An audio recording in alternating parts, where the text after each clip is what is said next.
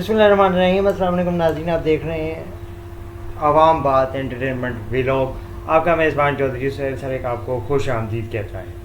पाकिस्तान के मारूफ अदाकार सलीम शेख ने बताया इनको भारत की फ़िल्म में काम करने की ऑफ़र हुई थी।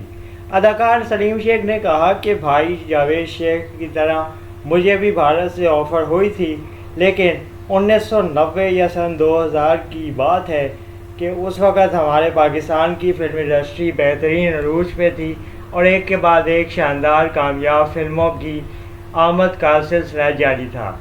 सलीम शेख ने कहा कि इन्होंने जावेद शेख से जब ये बात डिस्कस की तो जावेद शेख ने इनको इस अमल से रोक दिया और कहा कि पाकिस्तान में अपना नाम जमाना चाहिए और कैरियर को मजबूत करके उसके बाद भारत में जाके या किसी दूसरे मुल्क में जाके वहाँ की इंडस्ट्री में काम करना बेहतर रहेगा।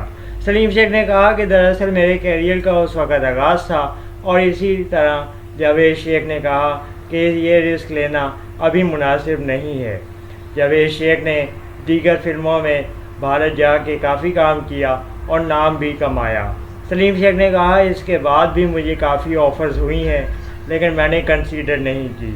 सलीम शेख ने कहा कि उसके बाद मेरी डेट्स और दीगर ममालिक में फ़िल्मों की डेट्स के साथ मैचिंग करना काफ़ी मुश्किल हो रहा था, जिसकी वजह से मैंने अपने मुल्क में रह के काम किया और वक्तन फ़वक्तन फ़िल्में और ड्रामे बनाए।